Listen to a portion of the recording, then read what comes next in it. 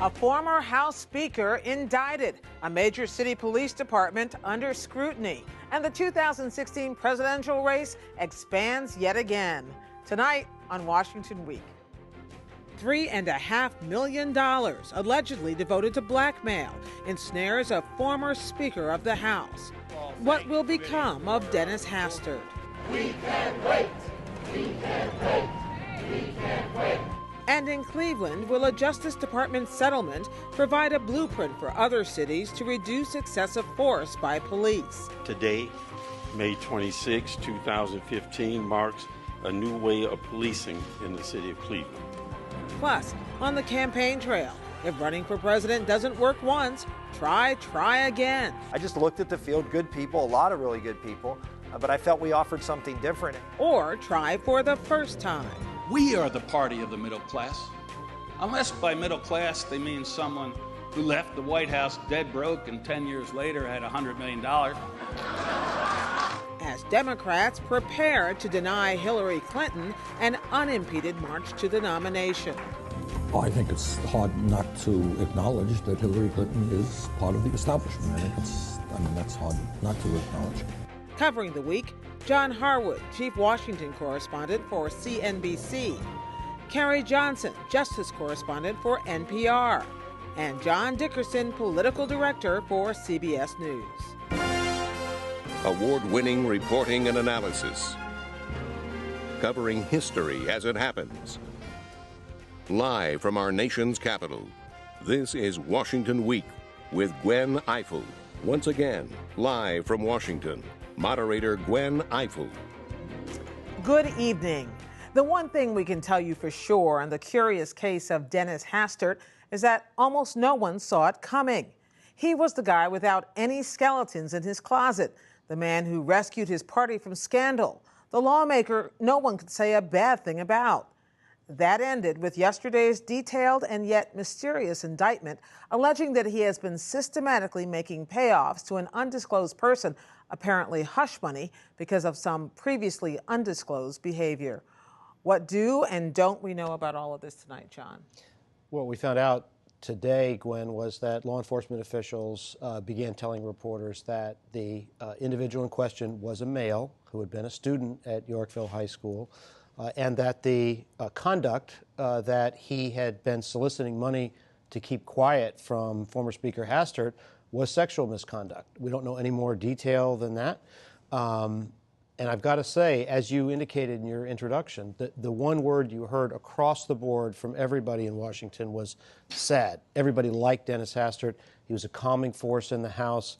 He was the prototypical nice guy, made it into Congress, not especially articulate, not especially dashing, like some figures in politics, but somebody who was a reassuring figure. And everyone that I have talked to is shocked by this, and that's what John Boehner said. That's what Nancy Pelosi said this afternoon. Dennis Hastert became Speaker of the House in the wake of scandal. And they turned to him. I was covering Capitol Hill at the time because he was the guy they knew would have no skeletons in his closet. And for the record, during his time in public life, he didn't have any. And in fact, the prosecutors are saying that none of the conduct, either the financial misconduct and the structuring of payments to avoid suspicion of regulators, or the misconduct that occurred with this individual occurred during his period of public service. It was before when he was a teacher, and then after when he became a lobbyist and began making a lot of money, that this individual came to him and began soliciting money. He was meeting it out in amounts that drew the attention of the bank, drew the attention of regulators, because federal law requires that transactions of more than $10,000 be reported. He then, according to the indictment, restructured those to avoid the reporting requirements. That in itself is a crime. And then when he was asked about it by the FBI, he indicated this was only for his own purposes, and they've charged him with lying there.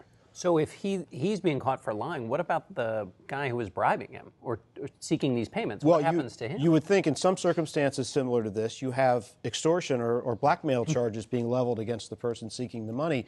In this case, what prosecutors have said is that this arrangement appeared to be consensual between That is the financial arrangement consensual between Hastert and the individual. Hastert was not strongly resisting, and therefore they had agreed on this plan. John, what happens next to Denny Hastert, and is he speaking out in defense of himself or his actions in any way? He's not. His family members are. A nephew put out a statement tonight saying this wasn't the Denny Hastert that I know. I think he's innocent. I think this is trumped up politics. Hastert has not been arrested. He's not considered a flight risk by prosecutors. He signed a $4,500 bail. Right, and there will be a court appearance where he will have to formally answer the charges. It is possible that this ends in a plea agreement of some kind, but we don't yet know what that next chapter is going to be. Okay, so explain something. He is not being investigated for anything, for any kind of public malfeasance that we're aware of. Not public corruption. Not public corruption. He is spending his own money, presumably, to make these statements. Mm-hmm. So the only thing that he is being investigated about, so far as we know, is the way he structured those payments. If he had just written a check and not withdrawn it in chunks, none of this would have come up. That's right. It's two things. It's structuring the payments to avoid the federal requirements and lying to the FBI. He's also not being charged with sexual abuse of another person. This conduct occurred before 1981 when he went into public life. It was back when he was a teacher and wrestling coach. The statute of limitations would have long since expired on that. How does he have that much money? I mean, is this money? I mean, he was in the Congress. When we covered him, there was talk about he'd kind of go home to a kind of humble life. That's one of the reasons people said it was so sad, is these stories of kind of a regular Joe kind of guy. Well, he certainly has a regular Joe vibe about him, but he was also running the public policy practice of a major Washington law firm, and a lot of money. You can make a lot of money in that business. He had agreed to pay, according to the indictment, $3.5 million. Of that, he had paid about half, $1.7 million. And if you're talking about payments over the course of 5 years, for somebody who is a major lobbyist with that kind of resume that they can bring to the game, they can make an awful lot of money. Do we know anything about the timing of this indictment? It seems odd, interesting, out of the blue time to hear about this. We don't, and we don't know whether this case is arising because of legal trouble that the individual in question, the person who was receiving the money from him, he may have gotten into legal trouble and therefore began telling this story as a way to get out of his own problems. So again, we haven't heard from Hastert on the conduct, the underlying conduct itself. We haven't heard him on the charges of lying and restructuring, and we simply don't know the circumstances under which this investigation itself arose. But the word sad does keep coming up. That's right. Thank you, John. Well, the Department of Justice had to be the busiest cabinet department in town this week, with indictments and investigations ranging from Yorkville, Illinois, to Zurich, Switzerland, to Cleveland, Ohio. The settlement justice reached in Cleveland, however, speaks directly to an open wound many American cities are still struggling with: how to help communities interact more effectively with the people they are sworn to protect. Cleveland Police Chief Calvin Williams.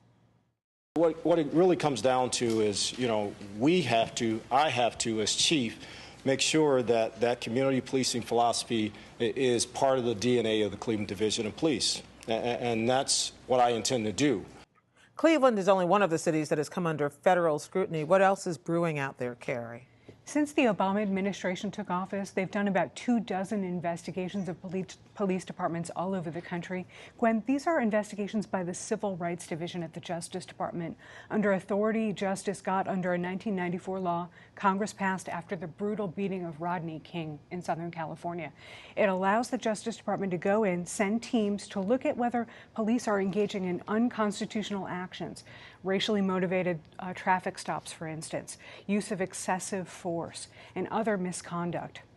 And under the tools Congress has granted the Justice Department, DOJ can come in, try to negotiate a court-enforceable settlement with these police departments, require them to get more training, and to change the way they use force. That's exactly what has happened in Cleveland this week.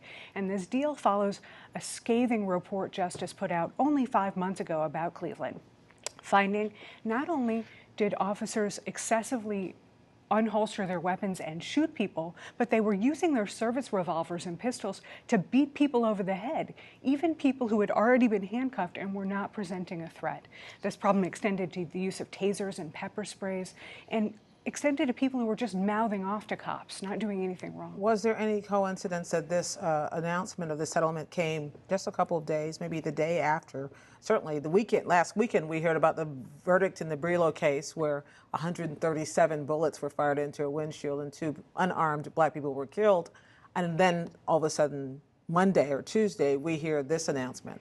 Both Cleveland Mayor Frank Jackson and DOJ officials were asked about the rather curious timing of this announcement. They didn't reject it out of hand, and just reading between the lines here, clearly they were trying to make sure that Cleveland did not remain on edge. They wanted to demonstrate that the city understood there was a problem and the federal Justice Department understood there was a problem and that they were taking steps to make changes. Those steps will include more reporting requirements. Every time police unholster their weapons, they're going to have to report that and fill out a form. They're supposed to promise not to use excessive force and actually give suspects the right to surrender peacefully before whipping out a gun or a pistol or a taser. Carrie, is there reason to think that because of the rising attention to police community issues that we've seen since Ferguson, Baltimore, whole range of cases, Tamir Rice in Cleveland, that the administration is in a more comprehensive way using the tools that you said that Congress has granted to try before the president leaves office to touch as many local police departments as possible, or is this just a case-by-case thing as it comes up? So what's going on here, John, is that there are 18,000 police agencies all over the country. Some are large departments like Cleveland and New York and LA, and some have 10 officers. The new U.S. Attorney General, Loretta Lynch, has said that we can't be everywhere at the Justice Department. We can't investigate all of these police departments. What we can do is negotiate these kinds of settlements, as they did in Cleveland this week, and try to demonstrate and publicize those as a model as best practices for others around the country to follow to the extent they have the resources and the will. And if they don't have the resources and they don't have the will, John, then there's a hammer hanging over their heads moving forward. What happens with the Tamir Rice case? This is another one sitting out there in Cleveland. How does this lower the possible boil in terms of the tensions created by that case? 12-year-old boy who was playing with an air gun and was shot. Tamir Rice shot and killed late last year. The local investigation is ongoing there, and the federal government is looking over the shoulder of the local police and DAs on that. There's also an outstanding investigation of a case of a mentally ill woman who was in handcuffs and died in Cleveland police custody. Both of those incidents still under review. It's possible that officers in those cases could still face charges, and if they don't, that the Justice Department will come in and possibly charge and investigate those officers too. One of the things I found most interesting about the settlement is, aside from the fact that suddenly they're putting civilians in charge of internal police investigations, it's also the notion that they said, we are in favor of community policing. We are in favor of de-escalating situations. And I wonder why all that wasn't happening already. It seems to me community policing, whatever that means anymore, has been widespread and discussed in every community in America, yet this was part of the conclusion, part of the deal? So what community policing is at its core, Gwen, is getting out of your car and going into a community and knowing the names of people who live there, right, especially children. It's not that hard to do.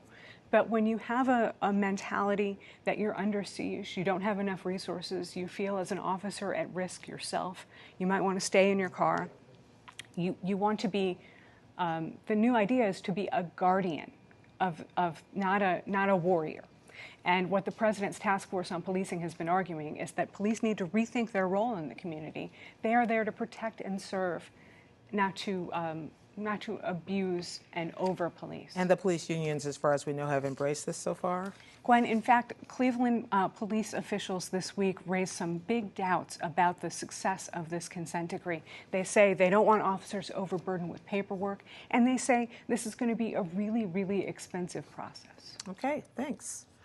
Over the years, running for president has become sport, what with all the horse races and photo finishes and all that. But at the heart of every campaign are the individuals themselves. Why do they run? And when there are more than a dozen others competing for the same turn at bat, how does one survive? Well, you get onto debate stages, you try to steal the limelight from others, and most of all, you come up with a plan to be the last man or woman standing. Republican Rick Santorum, for example, says he's different from all the others. We have experience that nobody has on national security. That's something that's critically important. And I think going up against a former Secretary of State with a candidate with really no national experience is a really it's a prescription for disaster for the Republican Party when national security issues are going to be very, very important. Good to see you. And Democrat Bernie Sanders told John Harwood he is the Hillary Clinton alternative. John, let me say this. I fully concede that I get into this race as a major underdog, no question about it. As I've said before, though, don't underestimate me. I think we're going to do better than people think, and I think we've got a shot to win this thing. Okay, turn to the other John. Is this too soon in all of this to discern what the strategy is behind candidates like Rick Santorum and Bernie Sanders? Well, I think the strategy is, what Mom used to say, anybody can be president. And all the people who are running now and getting in both this week and next week are in that category. They are, Bernie Sanders has got it's a big, long shot, as he just admitted. Rick Santorum, though he came in second in the last, or 111 contest, was considered second against Mitt Romney, has a much tougher field. And you heard him there trying to do what all these candidates are trying to do, which is design an election where they are the only solution to the problem. And so they all say, well, what the world needs... They define the problem, too. Yes, they define the problem so that they are the inevitable solution. Why are so many of them running? Well, you can get covered now in a way you couldn't before. There aren't just three networks to kind of only cover the serious people. You can get picked up. You can run your own advertisements on web pages. A lot of them are... Bernie Sanders is a cause candidate. And so while he doesn't have gobs of money, which is another reason Rick Santorum can run, if he has one person spending a lot of money on a super PAC, that can keep him alive, where the donations you used to have to cobble together might not keep him alive. But Bernie Sanders has people supporting him who really believe in him and who are willing to really go out there and work hard for him, sort of like what Ron Paul had going for him last time. So the barriers to entry have lowered, and also there are those great historical stories that they all cling to. Jimmy Carter in 76, Ronald Reagan in 76, almost takes down an incumbent. John McCain in 2000 in New Hampshire. So as long as there's a narrative that they can kind of hook onto, they'll stick around for the ride. How much importance do you attach to the idea, which has gotten considerable discussion in the last couple of cycles, that people run for president because the speech fees go up, the book contracts come, they're seen as larger people on the American stage because they're former presidential. John? Is that a little cynical? Well, it is, and I'm not sure that all these people are doing it for that reason. I just have never seen so many people who it's hard to envision a path to the finish line getting in. There's no downside. So it used to be if the party was picking the people, they would say, this isn't your turn, and if you don't wait your turn, if you try and go too fast, too soon, we're going to penalize you, or we won't try and think of you next time when it is your turn. So that structure has gone away. The press has gone away, which kind of used to make fun of a candidate who is a kind of a Harold Stassen type. Although, well, we won't get into Stassen, but, so the media can't make fun of you. And now, because of the narrow casting you can do, Bernie Sanders ends up running, and he's a hero when he comes out of this because, and Howard Dean had that a little bit, the media made fun of him, but then he became the progressive hero. He had a cause. And that's certainly been the case on the Republican side. John, but I've been hearing that they're going to limit the number of candidates who can appear on the debate stage in terms of Republicans. We're already past that number. How's that going to work? That's right. I mean, the number of Republican candidates is multiplying. There may be a new one just during this broadcast. So they've limited it to 10. Fox News is just going to have 10. CNN's going to have 10, and then a debate beforehand with the others, sort of a kids' table to the adults' table. It's interesting what the incentives will be here. I mean, so if you're a candidate who's worried about 11, first of all, do you complain about it? Because as one Republican official was saying, if you complain now, it's sort of like saying, well, in 2 months in August when they make this determination, I'm still going to be 11, which is sort of dooming yourself to a rough spot. But does it change the incentives for the way these candidates behave? So that because the criteria is where you stand in the polls on basically early August to get in that Fox debate. So are they going to act out and try and get themselves some coverage? Then the question is, if you act out, do people say, oh, that was cute, but you're not a serious candidate? How do you create a sustained kind of push that gets you into that top 10 category. That's the Republican side. How about the Democratic side? You have next week, we're seeing, in fact, on Saturday, we're going to see Martin O'Malley, the former governor of Maryland, step in. We're going to see a couple more Republicans, Lindsey Graham and Rick Perry, and another Democrat, Lincoln Chafee from Rhode Island, get in. We saw George Pataki get in this week. When Hillary looks at this, Hillary Clinton, the presumed way ahead frontrunner according to all the polls, what does she do? Well, right. You just remember 85% in the most recent CBS poll said they could consider voting for Hillary Clinton. That's a big number. Yeah. So the danger for Hillary Clinton with a Bernie Sanders or a Martin O'Malley is not that they're going to beat her necessarily. It's that they put enough pressure on her on one of these issues that it causes her to stumble in a way that lasts and causes pain for the general election. Once again, you're just waiting for that one little opening, and maybe you can get through. And that's what we're watching them all for. Thank you all very much. We want to end a little early tonight because we have, it's a pledge week night. But before we go, I'd like to send a word of salute to a colleague and fellow translator of the world of Washington and politics, the great Bob Schieffer. He retires this Sunday after 46 years at CBS News and nearly a quarter of a century as host of Face the Nation. Bob, we wish you and Pat the best. I suspect TCU will be seeing a lot more of you. We won't say goodbye, just so long. And stepping into those big shoes beginning next Sunday will be our own John Dickerson. We're not saying goodbye to you either, but certainly good luck. Thanks for watching, everybody. Stay online as we continue the conversation later tonight and all week long on the Washington Week webcast extra at pbs.org/Washington Week. And keep track of daily developments every night with Judy Woodruff and me on the PBS NewsHour. And we'll see you again right here next week on Washington Week. Good night. And good luck, sir. No.